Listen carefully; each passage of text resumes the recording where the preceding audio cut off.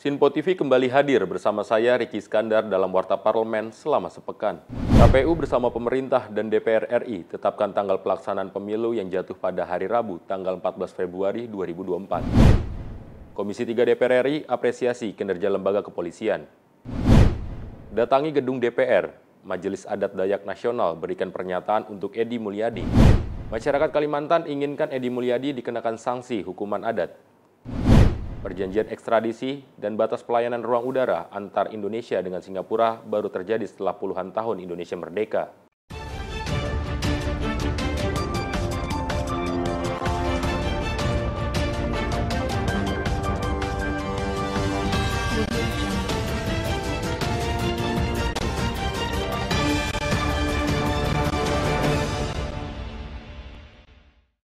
Pemerintah bersama KPU RI telah menyepakati hari pelaksanaan pemilu serentak yang jatuh pada hari Rabu tanggal 14 Februari 2024. Pemerintah dan KPU telah menetapkan tanggal pemilu pada tanggal 14 Februari 2024. Hal itu disampaikan oleh Ketua Komisi Pemilihan Umum Ilham Saputra dalam rapat kerja bersama dengan DPR RI di Kompleks Senayan, Jakarta pada Senin 24 Januari 2022. KPU mengungkapkan bahwa tanggal 14 Februari akan jatuh pada hari Rabu, di mana memang hari tersebut menjadi penyelenggaraan pemilu dari tahun ke tahun.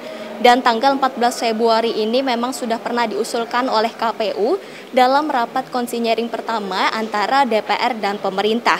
Dan sementara itu, Menteri Dalam Negeri Tito Karnavian juga menyetujui bahwa pemerintah telah sepakat dengan pelaksanaan pemilu serentak yang akan diselenggarakan pada tanggal 14 Februari 2024. Lantaran menurut Tito perlu ada jeda yang cukup panjang antara hari penyelenggaraan pemilu dengan pilkada serentak yang berdasarkan Undang-Undang Nomor 10 Tahun 2016 dilaksanakan pada bulan November 2024. Dengan ini telah disepakati penyelenggaraan pemilu 2024 akan dilaksanakan pada tanggal 14 Februari 2024, sedangkan pilkada serentak akan dilaksanakan pada tanggal 27 November 2024. Jeda ini dinilai dapat memberikan space atau ruang jika kemungkinan terjadi perputaran kedua dalam pemilu 2024. Dan berikut pernyataan KPU dan pemerintah dalam rapat kerja Komisi 2 DPR RI.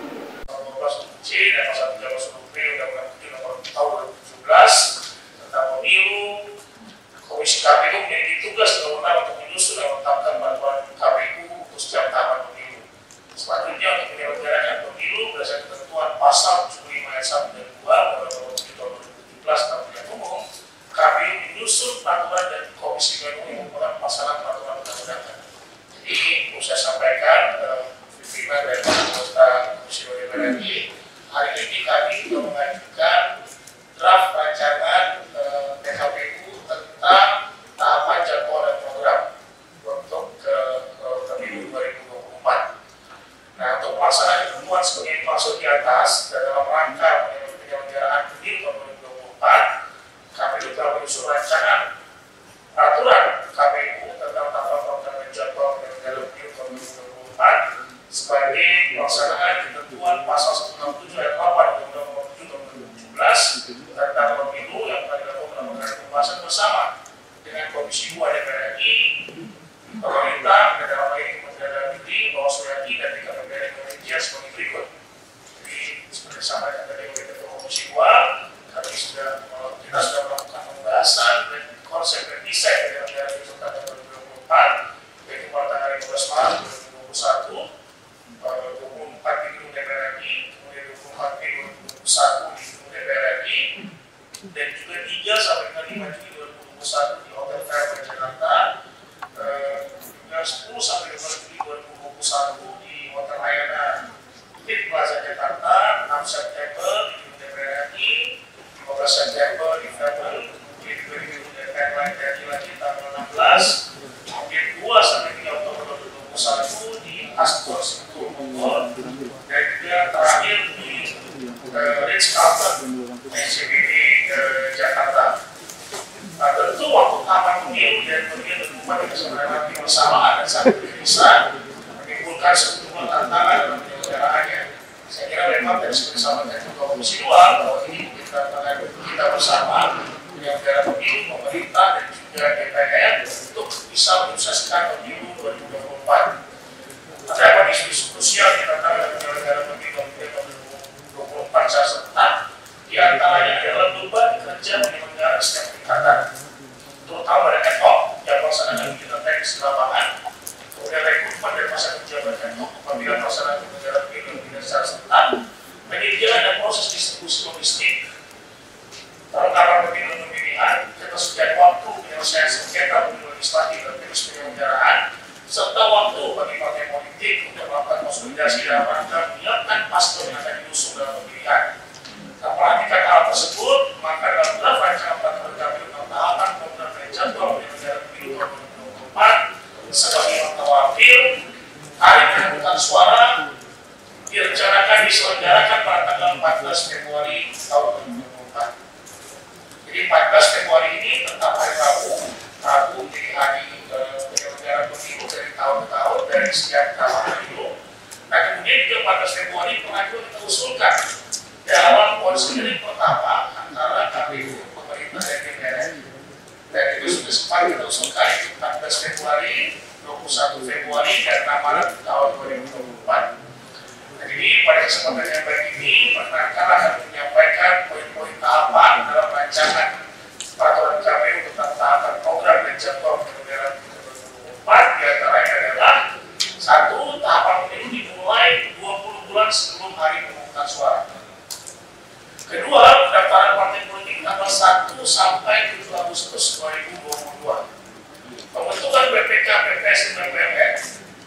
Penetapan partai politik peserta pemilu tanggal 14 Desember 2022. Kemudian pembentukan BPK, PPS, dan PPR tanggal 14 Oktober 2022 sampai 13 Januari 2023. Pemutahiran dan pemilih cobek 12 Februari sampai 13 Maret 2023. Pengajuan bakal calon DPR dan DPRD serta pendaftaran bakal calon DPD tanggal 1 sampai 14 Mei tahun 2023. Pendaftaran bakal pasangan calon presiden dan wakil presiden tanggal 7 sampai 13 September 2023. Penetapan DJT anggota DPR, DPD dan DPRD serta penetapan pasangan calon peserta pemilu presiden dan wakil presiden tanggal 11 Oktober 2023. Durasi kampanye selama 120 hari pada tanggal 14 Oktober 2023 sampai 10 Februari 2024. Hari pemungutan suara 14 Februari 2024. Rekapitulasi hasil penghitungan suara tanggal 15 Februari sampai dengan 20 Maret 2024. Hari pemungutan suara Pilpres putaran kedua jika ada tanggal 12 Juni 2024. Pelaksanaan pemilu dan pilihan serentak tahun 2024 memperdomani Undang-Undang 7 tahun 2017 tentang pemilihan umum dan Undang-Undang 1 tahun 2015 sebagai perubahan terakhir dan Undang-Undang 10 tahun 2016 tentang pemilihan gubernur, bupati, dan wali kota. Konsekuensi dari tidak diubahnya peraturan undang-undangan sebagaimana tersebut pada pelaksanaan pemilu dan pilihan 1 tahun 2024 adalah jadwal tahapan dari masing-masing pemilu-pilihan disusun secara terpisah dan mandiri. Berdasarkan penilaian risiko tahapan dan kesimpulan bahwa pelaksanaan pemilu 2024 pada bulan Februari memiliki tingkat risiko yang lebih rendah apabila dilaksanakan serentak pada pemilihan tahun 2024. Demikian penjelasan yang kami sampaikan.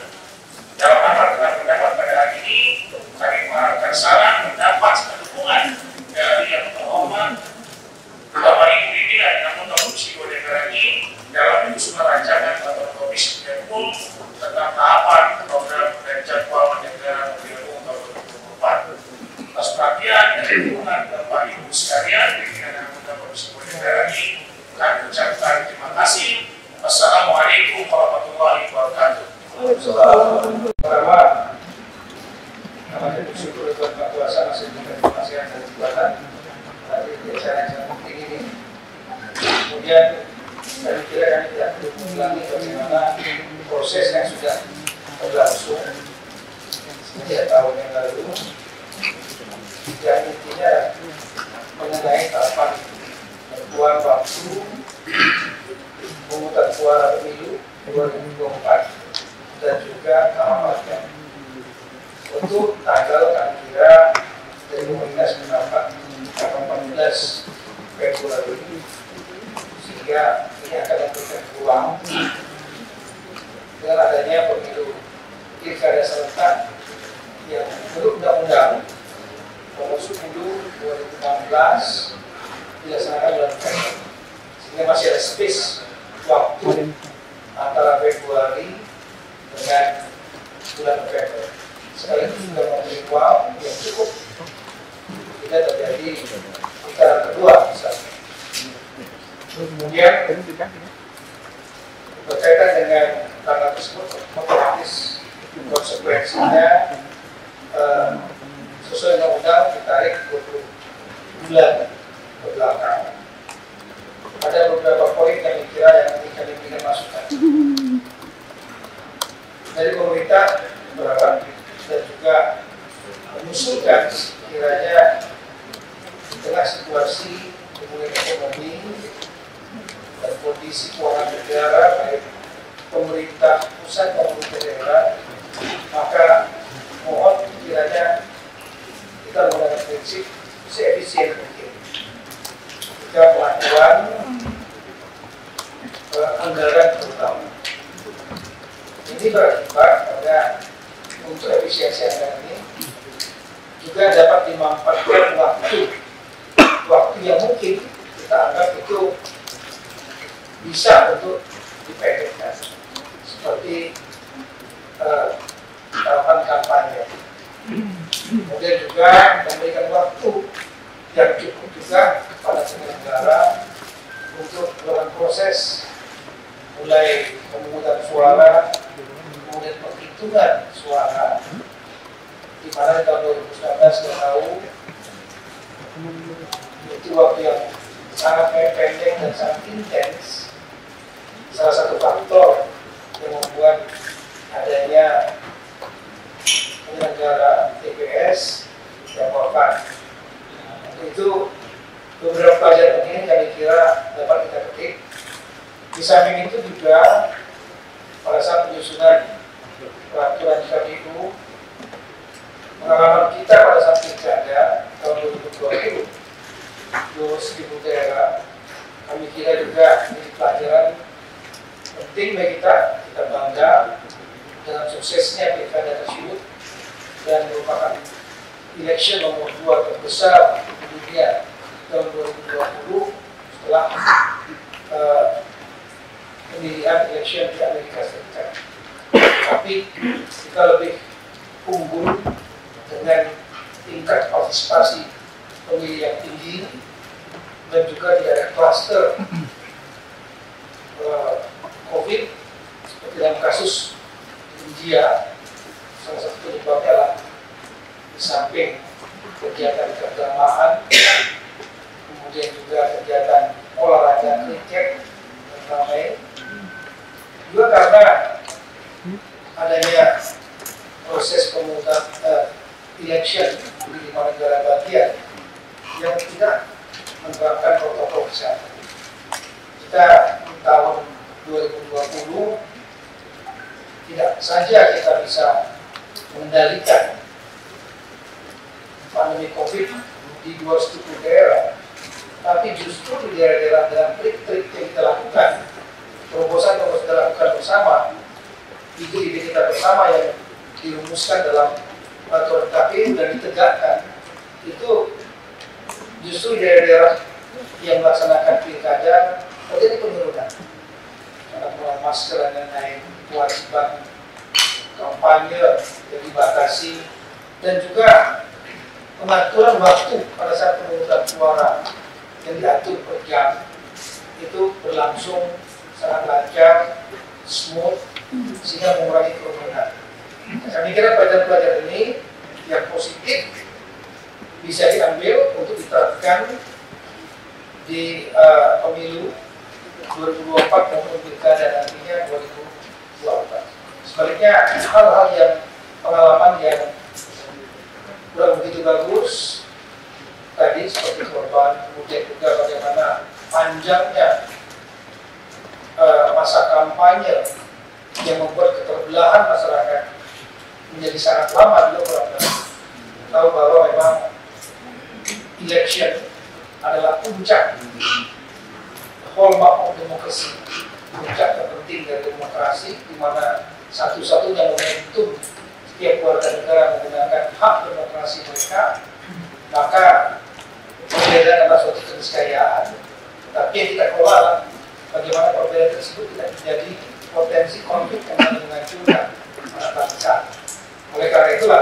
Ini perlu kita jaga juga dalam pelaksanaan pemilu 2024 dan pilkada serentak seluruh Indonesia, pertama kali dalam sejarah kita 2024. Lebih spesifik ada beberapa masukan dari kami dengan setujunya tanggal 14 Februari sebagai hari pemungutan suara untuk presiden, wakil presiden dan juga legislatif pada 3 tingkatan dan DPD, maka ada beberapa hal. Yang pertama, di pasal 3 mengenai masalah mekanisme penyelesaian sengketa di Mahkamah Konstitusi, kami sarankan kalau di rumusan PKPU yang diutamakan adalah legislatif, kami menyarankan dibalik, yaitu mendahulukan penyelesaian sengketa hasil pemilu presiden wakil presiden dan kemudian baru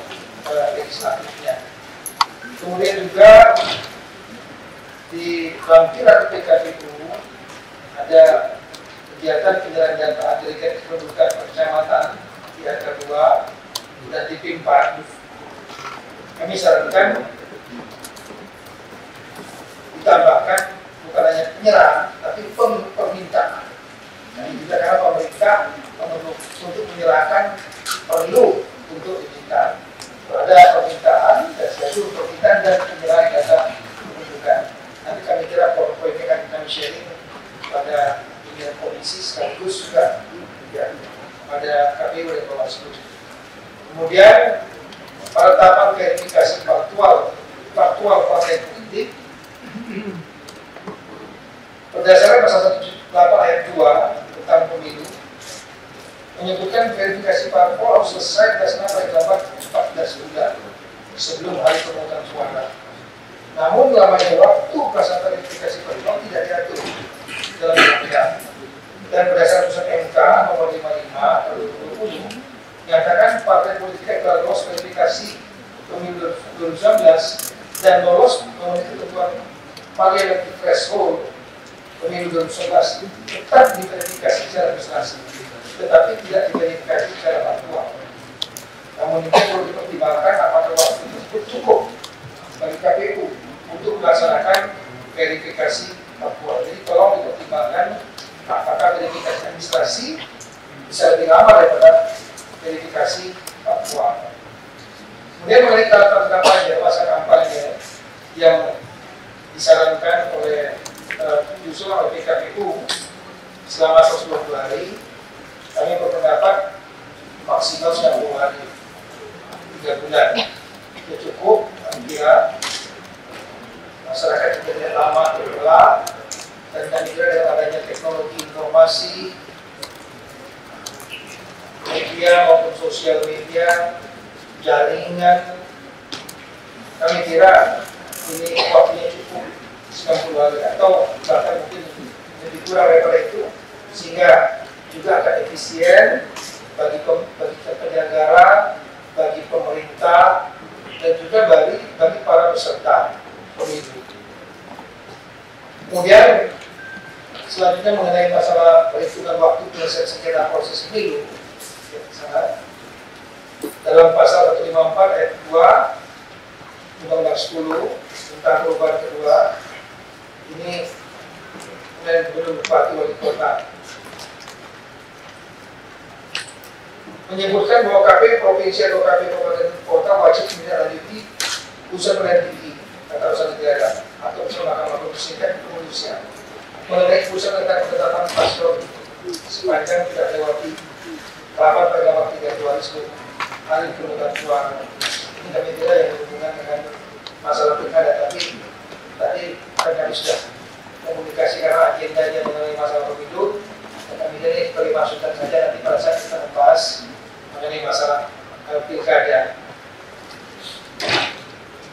Hal lain kami kira mengenai masalah ini beberapa tanggal saja jadwal yang kalau bisa lebih disederhanakan, waktunya lebih diperpendek sepanjang memang itu dapat diakomodir oleh KPU dan dapat dilaksanakan oleh KPU sebagai penyelenggara. Ini kami kira sambil jalan kita bisa melakukan komunikasi mengenai masalah waktu. Prinsipnya cuma satu, yaitu efisiensi. Efisiensi lebih singkat, itu otomatis akan membuat masalah anggaran, energi kita juga akan lebih bisa hemat. Kami kira itu mungkin poin-poin penting yang ingin kami sampaikan pada kesempatan ini. Intinya dari pemerintah menyetujui tanggal 14 Februari, kemudian sesuai undang-undang 20 bulan sebelumnya sudah tahapan, dan kita berharap bahwa prinsip-prinsip yang efisiensi anggaran, kemudian menghindari keterbelakangan terlalu lama sebagai konsekuensi dari perbedaan, dan kemudian pelajaran-pelajaran di masa lalu yang baik, praktek-praktek yang baik seperti Pilkada 2020 dapat kita pinjam untuk diterapkan di 2024, dan hal-hal yang pernah terjadi yang kurang bagus 2019 ketika lahan dan lain-lain para penyelenggara ini bisa menjadi bahan kita evaluasi untuk menyusun peraturan yang bisa meminimalisir dampak negatif. Kami kan demikian pimpinan dan seluruh anggota yang kami muliakan. Assalamualaikum warahmatullahi wabarakatuh. Demikian informasi kali ini dari Jakarta, Sri Dewi Andayani, Halida Dianisina melaporkan untuk Sinpo TV. Penetapan jadwal pelaksanaan pemilu dilakukan dalam rapat kerja bersama Komisi 3 DPR RI, pemerintah, KPU, dan Bawaslu. Berdasarkan pertimbangan yang matang, KPU mengusulkan hari pemungutan suara pemilu 2024 jatuh pada hari Rabu, 14 Februari 2024. Usulan itu juga telah disepakati oleh pemerintah melalui Menteri Dalam Negeri dan Komisi 2 DPR RI. Kesepakatan itu diputuskan dalam rapat kerja Komisi 2 bersama Mendagri, KPU, dan Bawaslu yang digelar di Kompleks Parlemen Senayan, Jakarta pada Senin 24 Januari 2022. Ketua KPU Ilham Saputra mengatakan, pembahasan mengenai tahapan program dan jadwal penyelenggaraan pemilu 2024 juga akan ditetapkan. Namun hal itu hanya dapat dilaksanakan setelah ada pendalaman lebih lanjut oleh DPR, pemerintah, dan penyelenggara pemilu.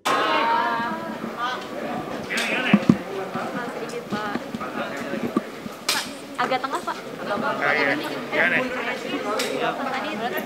Pak Ilham, setelah kesepakatan tanggal 14 Februari Bukan kesepakatan, usulan kita ditetapkan oleh DPR, ya gimana? langkah selanjutnya apa yang dilakukan KPU? Ya tadi kan ada masukan-masukan terhadap rancangan PKPU, program jadwal dan tahapan ya oleh DPR RI dan pemerintah. Tentu kami akan godok itu terlebih dahulu. Tadi banyak pertanyaan tentang masih panjangnya masa kampanye. Karena masa kampanye itu sangat menentukan juga terhadap logistik seperti tadi Pak Arief sampaikan, gitu kan. Nah, tentu ini kita perlu semacam perpres atau apapun namanya bisa kemudian memperpendek masa penyiapan logistik kita. Ya, dari masa bidding, kemudian distribusi, dan juga masa pengadaannya. Nah, ini kan lebih kepada soal itu terkait dengan masa kampanye. Nah, apakah 90 hari memungkinkan? Nah, itu kan juga sangat tergantung kepada bagaimana pemerintah bisa mengeluarkan perpres atau apapun namanya, peraturan, agar kemudian dalam proses pengadaan logistik itu bisa dipercepat. 14 Februari kan usulan KPU dari awal memang ya. Jadi KPU ketika considering beberapa kali yang kami sampaikan tadi, itu sudah mengusulkan tanggal 14, 21, dan juga tanggal 6 Maret. Nah, kemudian kami mengkaji kembali sepertinya untuk persiapan, apalagi ini menjelang Ramadan kan. Jadi kalau bisa kemudian rekapitulasinya itu bisa dilakukan sebelum Ramadan, atau kemudian di masa Ramadan pun sudah di akhir-akhir gitu. Karena pengalaman pemilu 2019 kita melakukan rekapitulasi di tingkat provinsi dan kabupaten kota itu di masa Ramadan. Tidak ada kaitan 212 aja? Ya? Tidak ada kaitan dengan... Saya no komen soal itu, ya. Bang, kalau itu masih ada ruang untuk memperpendek masa kampanye itu, karena kan undang-undang sudah mengatur ya. Justru itu tadi kesepakatan tentang tadi hasil rapat adalah melakukan simulasi terlebih dahulu. Jadi harus ada pertemuan pemerintah, DPR, dan juga penyelenggara pemilu untuk memastikan hal tersebut. Jadi bisa ya, masih terbuka? Ya, nanti kita lihat dulu apakah kemudian nanti peraturannya bisa dikeluarkan gitu, diajak oleh pemerintah, Nah, kita bisa saja kemudian, karena kan ini terkait dengan sekali lagi pengadaan logistik. Pak Gitu ya? Ilham, ini kan beberapa pasal di dalam Undang-Undang Pemilu kan masih diuji di MK seperti presidensial threshold. Apakah itu nanti akan mempengaruhi tahapan dan dapat? Saya kira tidak ya. Kan kita saat ini kalau kemudian kita tetapkan, kemudian kan sudah jelas terkait dengan langkah pertama apa yang kita lakukan. Misalnya terkait dengan jadwal verifikasi partai politik peserta pemilu. Nah, itu kan sudah kami siapkan, peraturan KPU ini pun sudah kami siapkan dan kami bisa segera konsultasikan kepada DPR untuk draftnya itu. Jadi saya kira no problem lah, kita tetap jalan saja. Kalau kemudian nanti ada perubahan berbeda ya nanti kita sesuaikan seperti itu. Tapi draft PKP-nya tidak langsung dijadi, Pak, nanti masih dibahas lagi. Ya enggak lah, kan kita masih jalan nih, masih jalan terus. Kita belum menerima putusan MK juga, gitu ya. Berarti tanggal 14 Februari belum disepakati ya? Waduh, gimana? Sudah diputuskan, Mas? Sudah diputuskan. Putuskan ya. Tinggal draft PKPU tentang program tahapan dan jadwal yang belum kita tetapkan. Gitu ya. Baik, terima kasih banyak. Dari Jakarta, Sri Dewi Andayani, Halida Dianisina melaporkan untuk Sinpo TV. Komisi 1 DPR RI menggelar rapat kerja bersama TNI. Sejumlah pembahasan mengenai pertahanan negara menjadi isu utama. Panglima TNI Jenderal Andika Perkasa yang turut menghadiri langsung agenda rapat kerja bersama Komisi 1 tersebut memaparkan sejumlah isu, diantaranya terkait proyeksi pertahanan ibu kota negara, penunjukan Maijen Maruli Simanjuntak sebagai Pangkostrat TNI. Tak hanya itu, permasalahan satelit orbit Kementerian Pertahanan dan rencana perubahan strategi pertahanan di tanah Papua juga turut dibahas. Di IKN itu nanti akan seperti apa?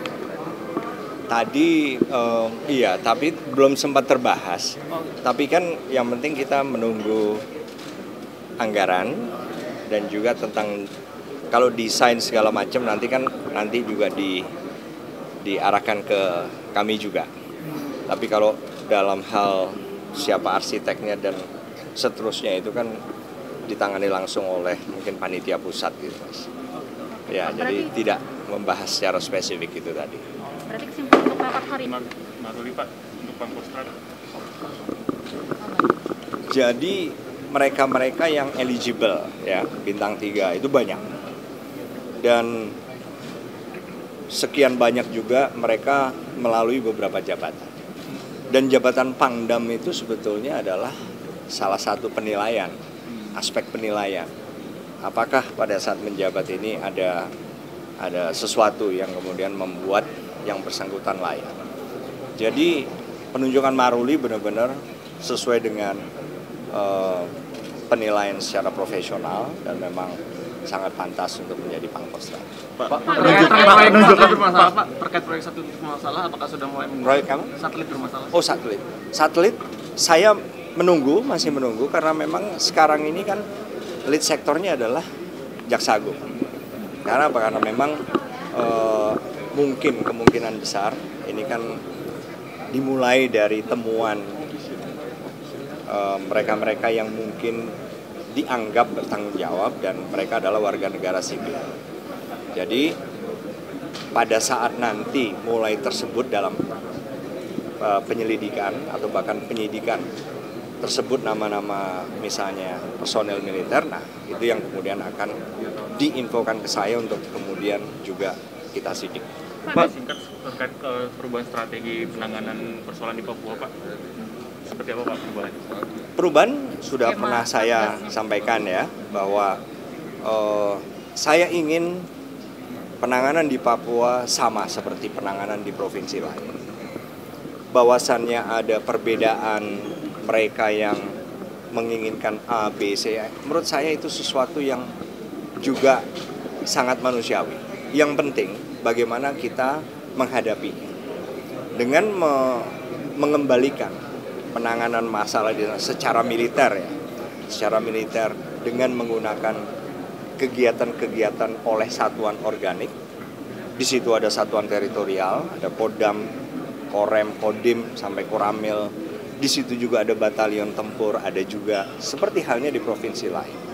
Jadi saya yakin persoalan-persoalan keragaman, keinginan dari warga masyarakat dimanapun juga di seluruh Indonesia, termasuk di Papua, saya yakin bisa kita hadapi dengan lebih natural. Bapak tadi menyebut permasalahan di Papua akan berjalan selamanya gitu, akan dihadapi TNI selamanya, itu alasannya apa, Pak? Ya Faktornya apa aja? Karena memang menyeragamkan pikiran orang kan juga sesuatu yang hampir tidak mungkin.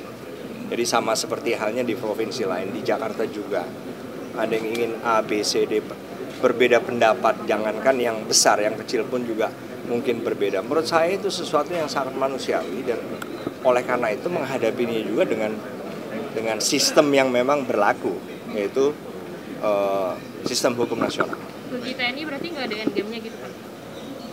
Ya, selama Papua masih menjadi negara kesatuan Republik Indonesia, ya kita pasti akan terus beraktivitas di situ. Sama seperti kita beraktivitas dan menggelar satuan di Jakarta, di Jawa Barat, di Sulawesi Utara, dan seterusnya. Ya. Oke. Dari Jakarta, Sri Dewi Andayani, Halida Dianisina melaporkan untuk Sinpo TV. Komisi 3 DPR RI mengapresiasi kinerja lembaga kepolisian. Penindakan kepada anggota yang melanggar kode etik adalah bentuk ketegasan lembaga kepolisian. Kapolri Jenderal Listio Sigit Prabowo hari ini menghadiri rapat kerja bersama dengan Komisi 3 DPR pada tanggal 24 Januari 2022. Dalam rapat tersebut, Kapolri memaparkan pencapaian pihak kepolisian di tahun 2021 dan evaluasi kinerja di tahun 2021, serta pemaparan rencana kinerja Polri di tahun 2022. Tadi juga Kapolri Jenderal Listio Sigit Prabowo juga sempat menyebut akan memperkuat pengamanan di 5 kabupaten di Provinsi Papua, yakni sebagai tindakan untuk mencegah adanya penyerangan dari kelompok kriminal bersenjata. Dirinya juga mengklaim bahwa tingkat pelanggaran, disiplin dan kode etik profesi hingga pidana anggota Polri di tahun 2021 juga sudah mengalami penurunan. Penurunan angka pelanggaran anggota Polri ini yakni mencapai 20,62% dan data tersebut menjadi bukti bahwa Kapolri beserta jajaran melakukan perbaikan secara bertahap. Hashtag percuma lapor polisi yang beberapa waktu lalu sempat viral juga menjadi sorotan Kapolri untuk melakukan evaluasi di Polri. Pimpinan Komisi 3 DPR yakni Ahmad Saroni tadi sempat mengapresiasi materi yang dipaparkan Kapolri terkait kinerja kepolisian yang dinilai sangat baik. Pimpinan Komisi 3 DPR Adis Kadir juga sempat menyebut bahwa tindakan yang dilakukan kepolisian terhadap pelanggaran oknum anggota kepolisian sangat tegas dan bijaksana. Tadi di rapat, hampir semua anggota Komisi 3 DPR memuji dan berterima kasih kepada Kapolri atas sikap Kapolri yang dinilai sangat responsif atas segala kritikan dari masyarakat dan selalu melakukan perbaikan di tubuh Polri. Berikut adalah beberapa pernyataan Kapolri Jenderal Listio Sigit Prabowo dalam rapat hari ini. Kunci pengendalian COVID-19 adalah akselerasi program vaksinasi untuk menurunkan resiko penularan dan tingkat kematian akibat COVID-19. Upaya tersebut kami lakukan melalui berbagai macam strategi, antara lain mendirikan 2.196 gerai vaksin presisi di seluruh Makopori, merekrut 1.969 relawan vaksinator melalui kerjasama dengan Yayasan Tuna Bakti, pembentukan resimen vaksinator Polri, dan telah mengirimkan 259 vaksinator ke daerah. Berbagai strategi vaksinasi, yaitu vaksinasi massal, vaksinasi serentak nasional di 34 provinsi untuk mengejar capaian 1 juta dosis per hari, vaksinasi angkatan TNI Polri, vaksinasi mobile, vaksinasi door-to-door, vaksinasi dengan melibatkan tokoh agama, tokoh adat, dan tokoh masyarakat. Berbagai upaya tersebut berhasil mencatatkan beberapa capaian vaksinasi, antara lain rekor pencapaian 1 juta suntikan per hari pertama sebesar 1.500.000 dosis pada saat Hari Bayangkara. Rekor pencapaian 2 juta suntikan pertama sebesar 2.122.000 dosis pada saat puncak gerakan vaksinasi Merdeka, dan akselerasi vaksinasi serentak secara nasional melalui Vikon di 34 provinsi sebanyak 55 kali yang berhasil meningkatkan capaian vaksinasi sebesar 20,95% dibandingkan dengan minggu sebelumnya, dengan rata-rata pencapaian sekitar 1.300 juta dosis per hari. Sampai dengan saat ini pelayanan vaksinasi Indonesia telah menembus 305 juta dosis dan menempati peringkat keempat suntikan terbanyak di dunia. Sepanjang tahun 2021, kami telah melakukan sebanyak 113 kali kunjungan untuk meninjau pelaksanaan pengendalian vaksinasi, rapat dengan Forkominda, memberikan solusi terhadap permasalahan yang berkembang di lapangan, memastikan seluruh jajaran memahami visi Polri untuk mewujudkan Polri yang humanis dan dicintai masyarakat, namun tetap tegas ketika dibutuhkan. Saya juga menekankan kepada pemimpin di setiap angkatan, di setiap tingkatan, untuk menjadi teladan bagi anggota. Seorang pemimpin harus melayani masyarakat dan anggotanya, menguasai 3 kompetensi, yaitu teknis, kompetensi leadership sebagai dasar dalam pelaksanaan tugas. Namun yang tidak kalah penting adalah kompetensi etis sebagai panduan dalam menggunakan kewenangan yang dimiliki oleh seluruh anggota Polri. Penguatan kegiatan kompetensi ini diharapkan dapat mengurangi potensi penyimpangan anggota Polri dimanapun bertugas. Kompetensi ini diwujudkan melalui lembaga pendidikan. Pendidikan sangat penting untuk kemajuan organisasi, karena sumber daya manusia adalah faktor yang sangat penting untuk menunjang tugas-tugas Polri. Lemdiklat adalah garda terdepan untuk mewujudkan personel Polri yang dicintai dan dekat dengan masyarakat. Untuk itu kami telah menempatkan personel-personel berprestasi untuk berdinas di Lemdiklat dan mengubah persepsi bahwa berdinas di lembaga pendidikan merupakan suatu kebanggaan. SDM Polri memberikan reward setelah mengabdi. Berbagai kinerja Polri sepanjang tahun 2021 memberikan hasil yang positif. Berkenan kami laporkan secara umum stabilitas Kamtibmas dan ketertiban masyarakat sepanjang tahun 2021 dapat terjaga dengan baik, di mana jumlah total kejahatan mengalami penurunan sebesar 19,3%. Atau 53.360 perkara. Namun di tingkat penyelesaian perkara meningkat sebesar 6,1% menjadi 65,7% atau 154.963 perkara. Kami menyadari bahwa masih terdapat kekurangan dalam pelaksanaan tugas Polri. Untuk itu saya selaku Kepala Kepolisian Negara Republik Indonesia mengucapkan permohonan maaf terhadap kinerja, perilaku maupun perkataan anggota Polri yang belum sesuai dengan harapan masyarakat. Kami selalu mengikuti perkembangan dan hasil evaluasi dari media online, media sosial maupun lembaga-lembaga survei independen sebagai refleksi agar kami bisa menjadi lebih baik. Alhamdulillah hasilnya memberikan semangat dan motivasi bagi kami untuk terus berbuat baik. Beberapa lembaga survei telah merilis survei terkait kepercayaan masyarakat terhadap kementerian lembaga di akhir tahun 2021. Survei Carta Politika menempatkan Polri sebagai urutan ketiga lembaga tinggi paling dipercaya dengan nilai 72,6%. Survei dari Politika Research and Consulting dan Parameter Politik, di mana Polri menempati urutan kedua institusi paling dipercaya dengan nilai 67,8. Survei dari Populi Center, di mana Polri menempati urutan pertama, peringkat di antara lembaga yudikatif dan penegakan hukum yang paling dipercaya dengan nilai 75%. Survei Indikator Politik, di mana angka kepercayaan masyarakat Polri sebesar 74% merupakan lembaga negara ketiga yang paling dipercaya. Angka ini mengalami penurunan dibandingkan survei di bulan November, di mana pernah mencapai angka 80,2% yang merupakan angka tertinggi dalam 10 tahun terakhir. Penurunan ini dipicu oleh serangkaian pelanggaran personil dan pelayanan yang tidak profesional. Tentunya fenomena ini akan terus kami perbaiki sebagai bentuk evaluasi dan perbaikan pelayanan kepolisian ke depan.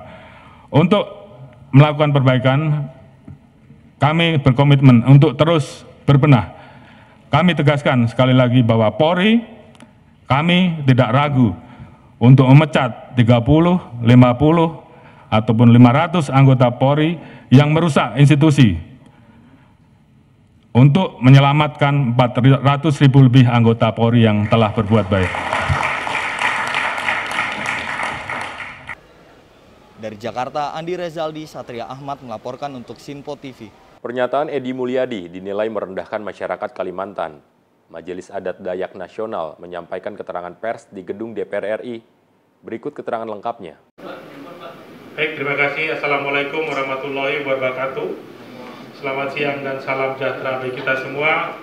Adil Katalino Bacuramin Kasaruga Basengat Jubata. Ini salam Dayak.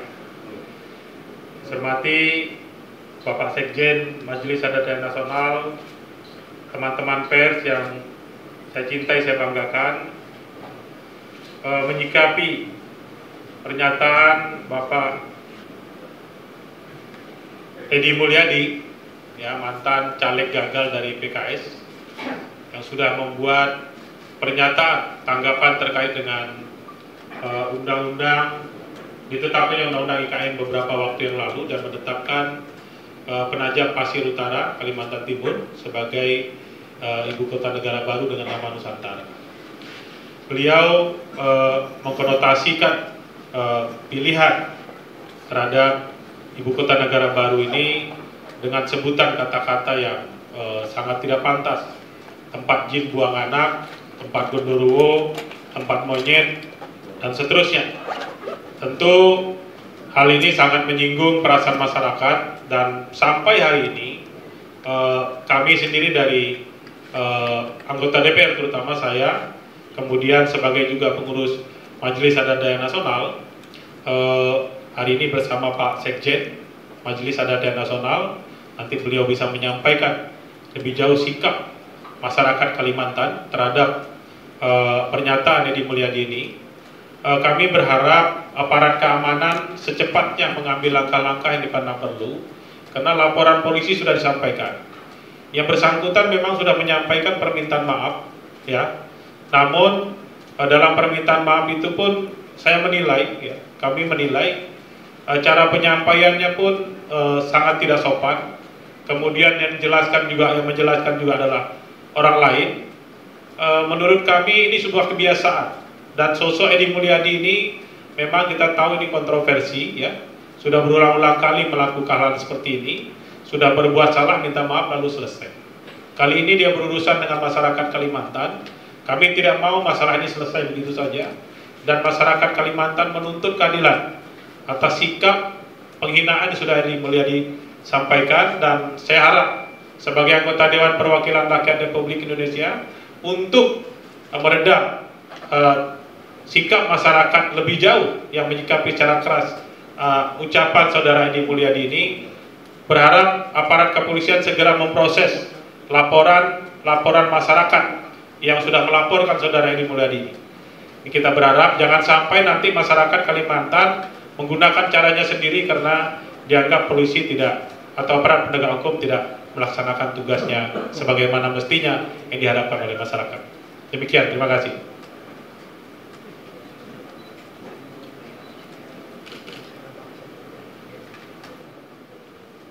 Assalamualaikum warahmatullahi wabarakatuh. Shalom, selamat siang, salam sejahtera untuk kita semua.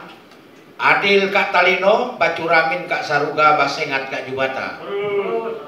Bapak Ibu Saudara sekalian, saya hadir di sini karena mendampingi Bapak Lazarus selaku anggota Majelis Kehormatan, dan beliau adalah tokoh nasional juga saat ini sebagai Ketua Komisi 5 di DPR RI terkait persoalan pernyataan yang disampaikan oleh Edi Mulyadi di dalam YouTube yang beredar viral di seluruh Indonesia, yang diperkirakan dibuat sekitar tanggal 18 atau 19 Januari yang lalu ketika Presiden atau pemerintah mengumumkan ibu kota negara Republik Indonesia yang akan nanti pindah di Penajam Pasir Utara itu bernama Nusantara. Bapak Ibu Saudara sekalian, kami sebagai masyarakat Kalimantan selama ini tidak pernah mengusik, tidak pernah memberontak terhadap negara, tidak pernah melakukan hal-hal yang melanggar. Itu Kalimantan. Kami welcome terhadap apapun demi kebaikan bangsa dan negara, termasuk pemindahan ibu kota negara yang sudah dirancang oleh proklamator kita ya, Bapak Insinyur Soekarno. Dan bahkan bukan barang baru pemindahan ibu kota negara. Di dalam sejarah perjuangan bangsa kita juga melihat ketika situasi dalam keadaan gawat darurat, Presiden memindahkan ibu kota negara. Walaupun waktunya tidak lama, baik di Jogja, baik dia di Bukit Tinggi kah, di mana, di Padang kah. Dan tentu juga pemindahan ibu kota negara ini bukan sesuatu yang haram. Puluhan negara di dunia ini sudah melakukan itu, termasuk Amerika Serikat, Australia, Brasilia, Malaysia, bahkan tetangga kita di Petra. Mengapa pemindahan ibu kota ini dipindah? Tentu melalui kajian yang luar biasa mendalam dan sudah dipikirkan. Dan kami harusnya yang menolak kalau kita mau berbicara persoalan di mana ibu kota negara ditempatkan. Karena tentu kekhawatiran bagi kami banyak. Ketika nanti tanah-tanah kami, peradaban-peradaban kami, anak-anak kami nanti akan menghadapi persaingan yang belum siap dihadapi oleh masyarakat kami. Seharusnya kami yang banyak berbicara. Tetapi karena ini keputusan negara, keputusan pemerintah, kami selaku Majelis Adat Dayak Nasional mendukung sepenuhnya pemindahan ibu kota negara itu. Tentu dengan catatan, mohon masyarakat yang berada di sekitar di sana dan di Kalimantan untuk diperhatikan, diberi kesempatan untuk ikut ambil bagian, berpartisipasi dengan kedudukan yang sama di dalam pemerintahan dan hukum. Nah, terhadap video tersebut tentu kami Majelis Adat Dayak Nasional yang sudah didesak oleh seluruh Dewan Adat Dayak Provinsi se-Indonesia, Dewan Adat Dayak Kabupaten se-Indonesia, dan seluruh tokoh-tokoh masyarakat Dayak, agar persoalan ini atas pernyataan yang disampaikan oleh Edi Mulyadi yang sudah merendahkan martabat, bukan melecehkan seluruh masyarakat Kalimantan. Bahkan Kalimantan sendiri sebagai tempat yang kita lihat yang viral, dikatakan sebagai tempat yang tidak layak untuk manusia, yang layak untuk monyet, yang layak untuk anak jin ditempatkan, genderuwo dan sebagainya. Ini berarti sudah ada di situ kebencian-kebencian, perasaan kebencian mengadu domba, bahkan pernyataan-pernyataan yang hoax, yang bohong, tidak berdasarkan data dan fakta, disampaikan untuk mempengaruhi, membuat resah masyarakat Kalimantan dan Indonesia pada umumnya. Karena itu kami meminta dengan tegas, karena negara kita negara hukum, jangan biarkan masyarakat Kalimantan Barat bertindak sendiri dengan cara kami. Kami minta Kapolri yang memiliki kewenangan untuk mengambil sikap, untuk mengambil tindakan tegas berdasarkan hukum yang berlaku di negara kita. Dan kami meminta kepada Edi Mulyadi, caleg gagal PKS itu, untuk segera meminta maaf secara terbuka. Sekaligus kita akan melaporkan ini dan memproses, minta kepada penegak hukum kepolisian untuk memproses secara hukum. Dan kami akan menjatuhkan denda atau sanksi adat berdasarkan kearifan kami masyarakat yang ada di Kalimantan. Kemudian kita juga mau ini menjadi efek pelajaran. Jangan tidak ada tindakan, tidak ada istilah hanya dengan di atas materai 10.000 atau permohonan maaf kita maafkan sebagai manusia yang lemah, tetapi perbuatan yang tidak menghilangkan persoalan hukum tetap harus diproses, harus ditindak sesuai hukum yang berlaku. Kemudian kita tidak mau lagi anak bangsa ini dipecah belah dengan cara-cara seperti ini. Kita sudah memulai bangkit dengan ibu kota, berharap ibu kota negara yang baru ini bisa memberikan kecerahan, bisa memberikan sebuah harapan baru supaya Indonesia ini semakin maju, semakin jaya, semakin mandiri, dan menjadi negara diperhitungkan di tengah-tengah dunia. Jangan kita saling beradu satu sama lain, mengejek, menghina, mencaci maki. Justru apa yang diambil oleh negara ini, oleh pemerintah, sudah melalui kajian, kita dukung bersama. Tingkatkan rasa persatuan kesatuan kita sebagai anak bangsa untuk menghadapi persaingan global yang lebih luas lagi nanti, dan lebih tantangan dalam bentuk berbagai tantangan yang dihadapi.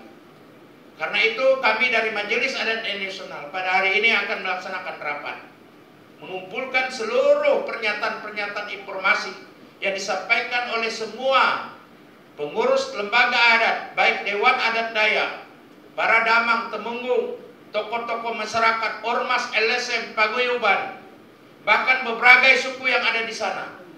Dari rekan-rekan kita yang Melayu, yang Madura, yang Jawa, yang Bugis juga sudah membuat pernyataan sama pendapatnya, mengecam keras pernyataan Edi Mulyadi. yang sangat bertentangan dengan etik sosial dan adat istiadat yang berlaku di Kalimantan. Nah, karena itu kepada rekan-rekan wartawan, mari kita bela kebenaran, keadilan ini demi Indonesia yang lebih baik. Karena kami tidak ada apa-apanya tanpa bantuan dan disuarakan oleh saudara-saudara wartawan yang memiliki sebuah profesi untuk menegakkan kebenaran, menegakkan keadilan di bumi Indonesia ini. Saya kira demikian, dan kami berharap supaya kepada yang lain menjadi pelajaran, karena kami juga bagian dari bangsa ini. Berikanlah kesempatan kepada pemerintah untuk membangun ibu kota negara baru yang bernama Nusantara sebagai ibu kota negara. Terima kasih atas perhatian kita semua. Semoga Allah Subhanahu wa Ta'ala, Tuhan yang Maha Kuasa, memberikan kekuatan perlindungan kepada kita. Dan satu lagi kami pesan kepada pimpinan Partai PKS, kalau memang itu bukan kadernya atau apa segala, ya mungkin kalau dia masih buat saksi supaya jangan ada kader-kader semacam itu hidup di muka bumi ini. Terima kasih.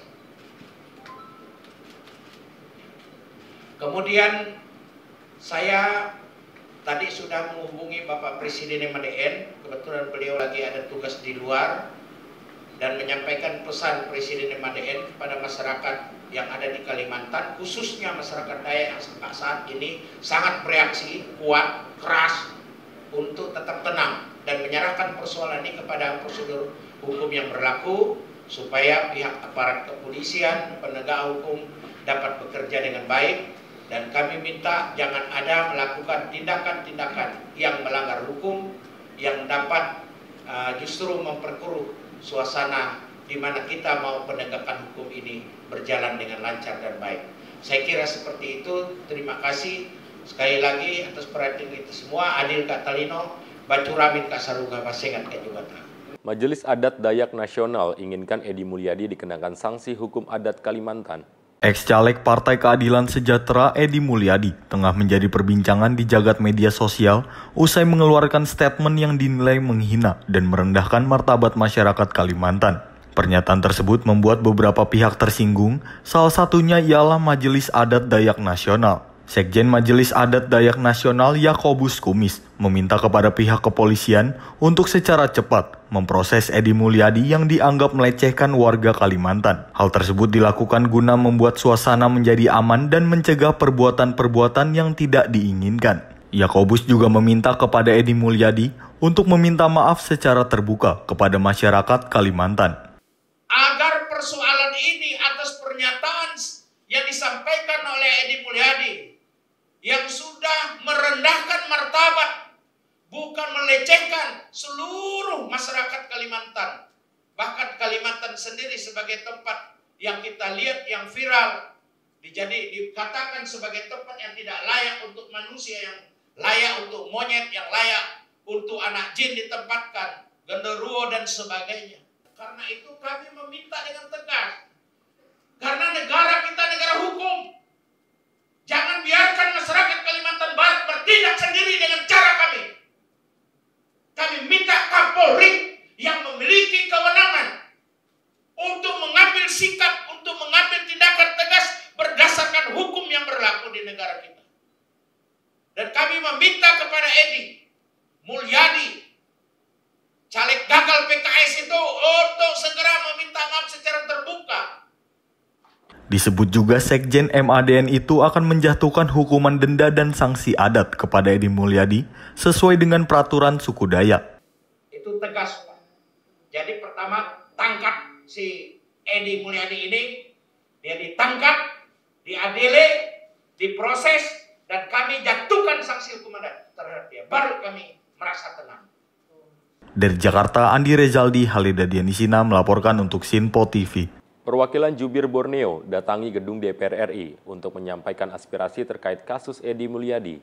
Yang pertama kami mengucapkan terima kasih kepada seluruh pimpinan Komisi 3 serta seluruh anggotanya yang sangat luar biasa yang sudah menyampaikan kepada kami secara tegas dan jelas akan mengawal kasus ini sampai tuntas.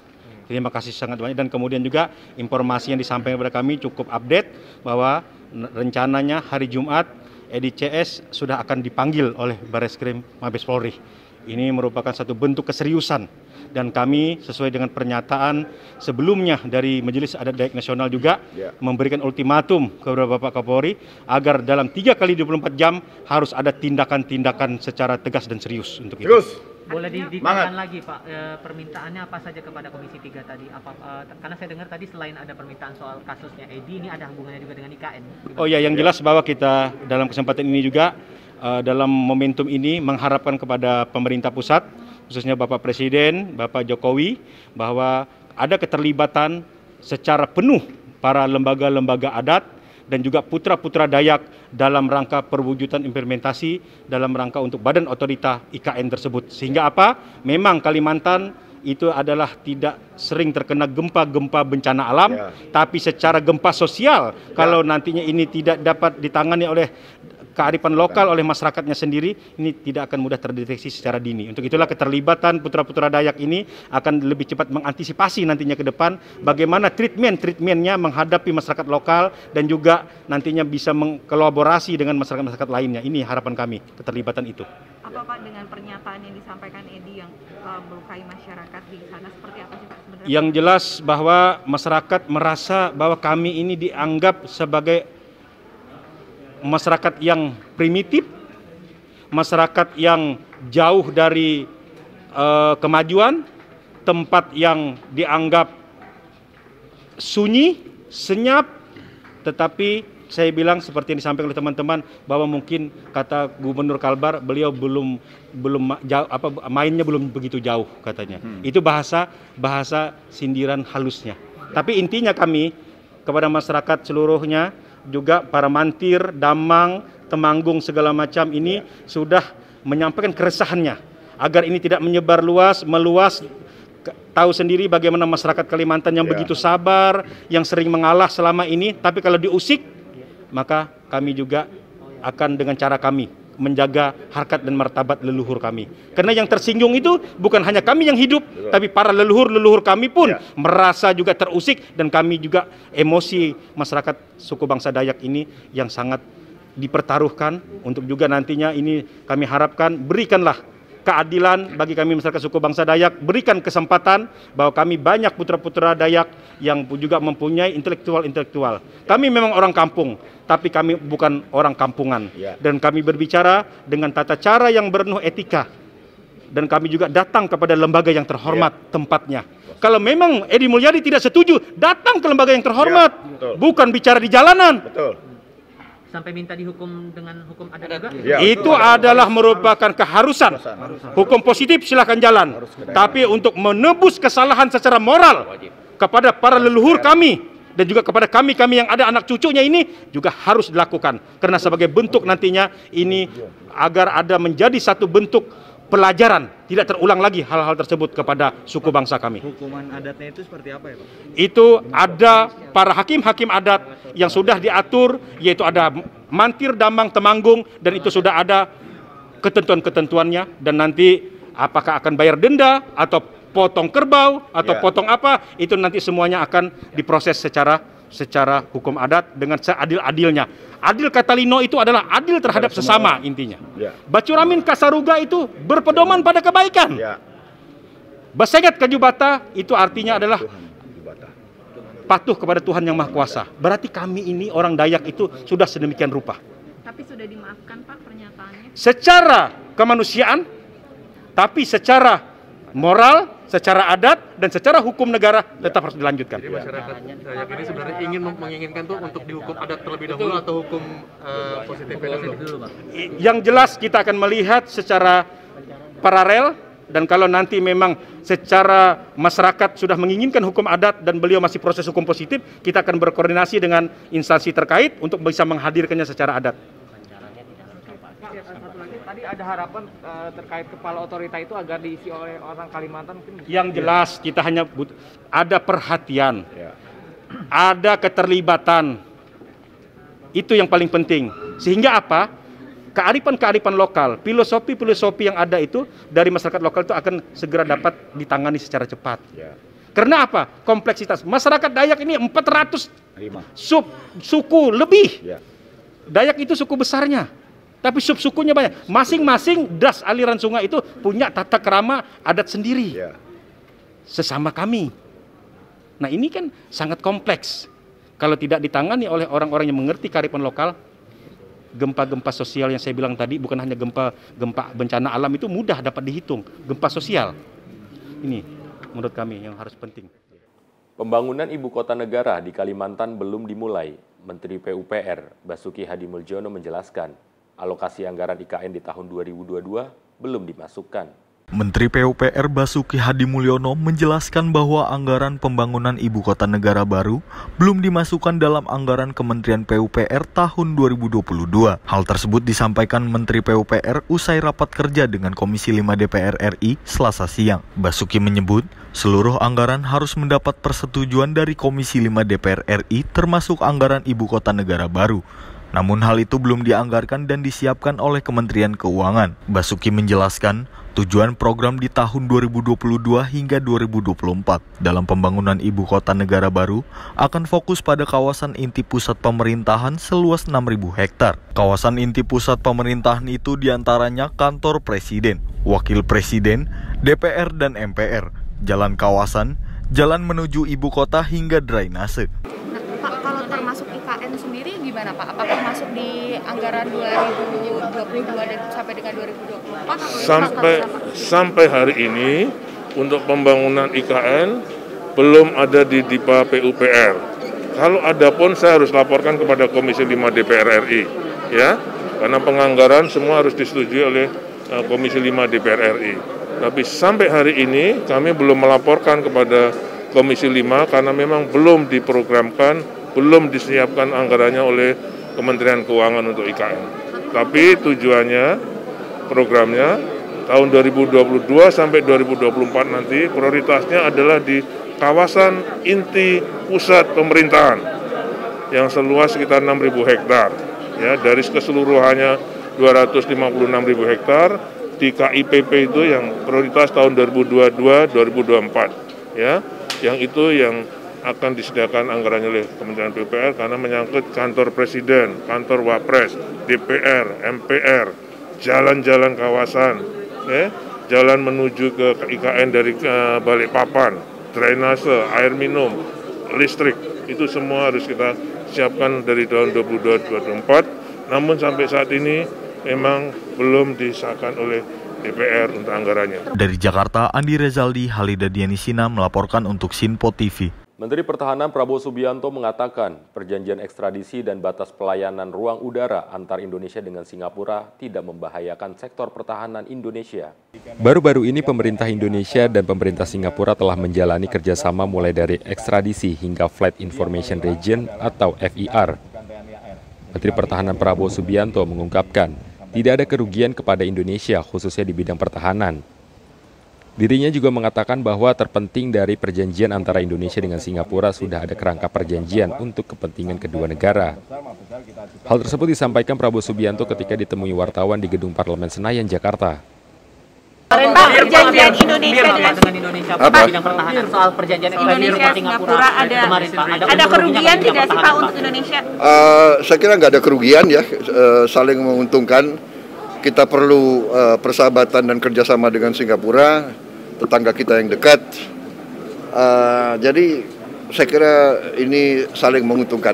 Kalau ya. kaitannya dengan Singapura dari dulu negara sahabat sama kita, jadi kita. Soal kesepakatan FIR kita bagaimana Pak? Karena kan yang 37.000 ke bawah masih punya Singapura. Iya, Pak. saya kira itu mungkin yang lebih menguasai untuk penjelasan saya kira Menteri Perhubungan ya. Tapi yang penting setelah sekian puluh tahun akhirnya kita sekarang sudah ada kerangka perjanjian dan benar-benar kepentingan dua negara telah kita akomodasi, ya. Saya kira gitu. Dari Jakarta, Andi Rezaldi, Halida Dianisina melaporkan untuk Sinpo TV. Kerangkeng berisi pekerja perkebunan sawit ditemukan di rumah Bupati Langkat nonaktif Sumatera Utara. Atas peristiwa itu, anggota Komisi 3 DPR RI Arsul Sani meminta kepada Polri untuk mengusut tuntas penemuan kerangkeng tersebut. Politisi P3 Arsul Sani menilai temuan kerangkeng manusia di rumah Bupati Langkat sudah termasuk dalam bentuk tindak pidana. Ia pun meminta agar Polri dapat melakukan penyelidikan dan penyidikan atas kasus tersebut, meskipun sejauh ini penemuan kerangkeng manusia itu masih berstatus dugaan. Lebih lanjut, Arsul mengungkapkan jika penemuan kerangkeng manusia itu telah terbukti melanggar peraturan, maka harus ada proses hukum tindak pidana tersendiri di luar hukum tindak pidana korupsi yang sedang dijalani oleh mantan Bupati Langkat tersebut. Ya, soal temuan kerangkeng kerangkeng manusia yang berada di rumah Bupati Langkat itu kemarin kan juga menjadi bahasan juga, sempat disinggung juga oleh Komisi 3 dalam rapat kerja dengan Kapolri.